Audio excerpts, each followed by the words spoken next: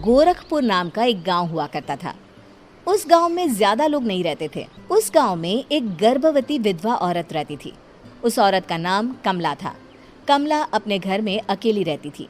उसके पति की सारी जायदाद उसके नाम हो गई थी, पर सभी गांव वाले उस औरत को मनहूस औरत समझा करते थे और सभी उससे नफरत किया करते थे। एक बार कमला राशन की दुकान पर खाने का सामान खरीदने जाती है। भैया जी, जरा 1 किलो दाल चावल देना। अरे हाय हाय हाय हाय हाय हाय! अरे मनहूस औरत, मेरी दुकान में अपशुगन करवाने आ गई क्या? हैं? चल जा यहाँ से, मैं कुछ नहीं देने वाला हूँ तुझे। भाग भाग यहाँ से, चल जा, निकल। भैया जी, ऐसा मत कहिए, मैं गर्भवती हूँ, मुझे खाने की बहुत ज़रूरत है, मुझे खाना दे दीजिए। दुकानदार कमला को वहाँ से धक्के मारकर भगा देता है। तभी कमला रोते रोते उस गांव के किन्नरों के इलाके में आ जाती है।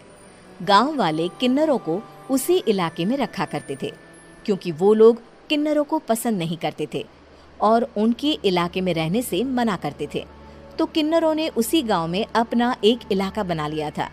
जब किन्नर लोग देखते हैं कि एक गर्भवती महिला रोते रोते उनके इलाके में आ गई है, तो सारे किन्नर कमला के पास जाकर उसका हाल पूछने लगते हैं। क्या हुआ बहन, तुम्हारी गर्भवती अवस्था में इतनी बुरी हालत कैसे है? तुम रो क्यों रही हो? तुम डरो मत, हम तुम्हें कोई नुकसान नहीं पहुंचाएंगे। तुम शांत होकर सब बताओ कि हुआ क्या है। मैं कमला हूँ, मैं गांव के दूसरे इलाके से आई हूँ। 2 महीने पहले ही मेरे पति की मौत हुई है। मुझे गांव के लोग मनहूस मानते हैं, क्योंकि मैं विधवा हूँ और गर्भवती भी। वहाँ के लोग मुझे खाने के लिए कुछ बेचने के लिए भी तैयार नहीं, जिससे मेरा गुजारा नहीं हो रहा था। कोई बात नहीं कमला, हम तुम्हारा ख्याल रखेंगे। किन्नर लोग कमला को एक खाली घर में रहने के लिए जगह दे देते हैं और उसकी देखभाल भी करते हैं। कुछ ही महीने बाद कमला अपने बच्चे को जन्म देती है, पर अफसोस, कमला बच्चे को जन्म देते ही अपनी जान गंवा देती है। जब सब किन्नर बच्चे को देखते हैं तो बहुत खुश हो जाते हैं, क्योंकि वो बच्चा भी किन्नर ही था। कमला ने एक किन्नर बच्चे को जन्म दिया था। अब इस बच्चे की देखभाल कौन करेगा? हम तो इस बच्चे को गांव के दूसरे इलाके में भी नहीं भेज सकते। और तो क्या हुआ, इस बच्चे की माँ नहीं रही तो हम इसे पालेंगे। अब ये हमारे इलाके में रहेगा, हमारे साथ रहेगा। फिर वो किन्नर उस किन्नर बच्चे को गोद ले लेते हैं, उसका नामकरण कराते हैं। उस किन्नर बच्चे का नाम शक्ति रखा जाता है। देखते ही देखते शक्ति बड़ी होने लगती है। उसके रंग रूप बहुत सुंदर थे। वो बहुत सुंदर किन्नर दिखती है। एक दिन शक्ति एक किन्नर से पूछती है, माँ जी सुनिए ना, ये गांव के दूसरे इलाके में भी तो लोग रहते हैं, तो हम वहाँ क्यों नहीं जाते? हम उनसे अलग क्यों रहते हैं? शक्ति, क्योंकि वो लोग हमारे जैसे नहीं, वो लोग हमें पसंद नहीं करते, इसीलिए हम उनसे अलग रहते हैं। क्यों? वो हमें क्यों पसंद नहीं करते?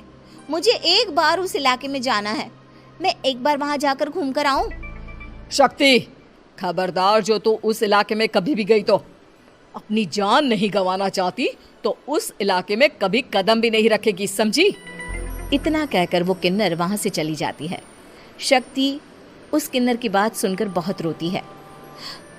माँ जी, ऐसा कैसे कह सकती है? उन्होंने इतनी सी बात के लिए मुझे इतना डांटा।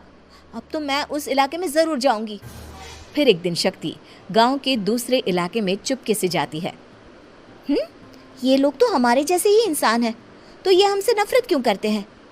जब शक्ति उस इलाके में पहुंचती है तो गांव के सारे आदमी उसके रूप से मोहित हो जाते हैं। वो लोग ये अंदाज़ा नहीं लगा पाते कि वो किन्नर है। शक्ति की सुंदरता देखकर सारे गांव वाले उसकी तारीफ करने लगते हैं। तभी गांव का चक्कर लगाने गांव के जमींदार का बेटा हर्ष वहां पहुंचता है। हर्ष भी दिखने में बहुत सुंदर होता है। जब हर्ष ने शक्ति को देखा तो वो भी उससे मोहित हो गया, और जब शक्ति की नज़र हर्ष पर पड़ी तो वो हर्ष को देखकर मोहित हो गई। आपको पहले कभी इस गांव में देखा नहीं। इस गांव में आप नए हैं क्या? जी नहीं, वो मैं बस। तभी शक्ति बोलते बोलते रुक जाती है और मन में सोचने लगती है, अगर मैंने इनको बता दिया कि मैं दूसरे इलाके से आई हूँ तो वो समझ जाएंगे कि मैं किन्नर हूँ। इसलिए मुझे इनसे झूठ ही बोलना पड़ेगा। शक्ति हर्ष को कहती है, जी हाँ, मैं इस गांव में नई आई हूँ, यहाँ अकेली रहती हूँ। वैसे आप कौन है? आप भी इसी गांव में रहते हैं? जी हाँ, मैं इस गांव के जमींदार का बेटा हूँ। आपको किसी भी चीज की जरूरत पड़े तो आप मुझे बता देना, मुझे अच्छा लगेगा। ऐसे ही शक्ति और हर्ष एक दूसरे से रोज मिलने लगते। वो दोनों अपने प्यार का इजहार करने एक दूसरे से मिलने जाते हैं। तभी शक्ति का पीछा करते करते एक किन्नर वहां आ जाती है। शक्ति, शक्ति, मैं तुमसे बहुत प्यार करता हूँ। मैं तुमसे शादी करना चाहता हूँ। क्या तुम मुझसे शादी करोगी? हाँ हर्ष, मैं तुमसे शादी करूंगी, पर मैं तुमको अपने बारे में एक सच्चाई बताना चाहती हूँ जो मैंने तुमसे छुपा कर रखी है। तभी उनके बीच में ही वो किन्नर आ जाती है। शक्ति, तेरी हिम्मत कैसे हुई ऐसा करने की? वो किन्नर शक्ति को खींचकर गांव के जमींदार के पास ले जाती है। हर्ष भी वहां शक्ति को बचाने के लिए पहुंच जाता है। जमींदार शक्ति और हर्ष के प्यार के बारे में सुनकर गुस्से में आ जाता है और शक्ति को गांव के बाहर निकालने की सजा देता है। शक्ति ये बात सहन नहीं कर पाती और कुएं में कूदकर अपनी जान दे देती है। जमींदार हर्ष की शादी गांव की एक लड़की से करवा देता है, पर हर्ष इस शादी से खुश नहीं होता। शक्ति अपना बदला लेने के लिए मरने के बाद किन्नर चुड़ैल बन जाती है। अब मैं इन गांव वालों को नहीं छोड़ूंगी, अब इनसे मैं अपने प्यार का बदला लूंगी। किन्नर चुड़ैल गांव वालों को परेशान करना शुरू कर देती है। एक बार वो रात को गांव के खेतों में पहुंच जाती है और वहां आग लगा देती है। सारी फसल जल के राख हो जाती है। जब एक आदमी रात को उठकर देखता है कि खेत में आग लग गई है तो वो वहां पहुंच जाता है। वो देखता है कि खेतों के बीचों बीच एक किन्नर चुड़ैल खड़ी है और वहां खड़े होकर ताली बजा रही है। गांव वाला किन्नर चुड़ैल को देखकर बेहोश हो जाता है। जब सुबह उस आदमी को होश आता है तो वो सीधा जमींदार के पास जाता है। अरे जमींदार साहब, अरे वो किन्नर चुड़ैल ने मेरी सारी फसल जला दी। अब मैं क्या करूंगा? क्या होगा मेरा? जमींदार चुड़ैल किन्नर का नाम सुनते ही सब कुछ समझ जाता है। अब वो बहुत डर जाता है। उसी रात को जब जमींदार डर के मारे अपने कमरे में सो नहीं पाता, तभी वहां अचानक से किन्नर चुड़ैल आ जाती है। किन्नर चुड़ैल जोर जोर से जमींदार के आगे खड़ी होकर हंसने लगती है और ताली बजाने लगती है। जमींदार उस डरावनी किन्नर चुड़ैल को देखकर बहुत डर जाता है। तूने मेरे साथ बहुत बुरा किया, अब मैं तुझे जान से मार दूंगी।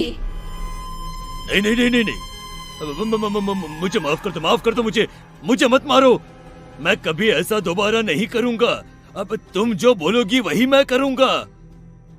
ठीक है, मैं चाहती हूँ कि किन्नर इलाका गांव के इलाके से जुड़े और गांव का कोई भी आदमी किन्नर समाज से द्वेष ना करे, उससे नफरत ना करे, नहीं तो मैं सारे गांव को मार दूंगी।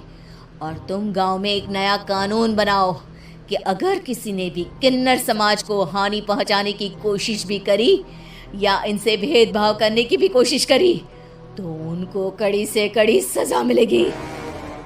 हाँ हाँ हाँ हाँ, मैं ऐसा ही करूंगा। तुम जो बोलोगी वो मैं करूंगा, पर मुझे जाने दो प्लीज। तब वो किन्नर चुड़ैल वहां से चली जाती है। गांव का जमींदार किन्नर चुड़ैल का कहा मानते हुए दोनों इलाकों को एक कर देता है और नया कानून भी लागू कर देता है। तब से वहां किन्नर समाज और बाकी गांव वाले शांतिपूर्वक रहने लगते हैं।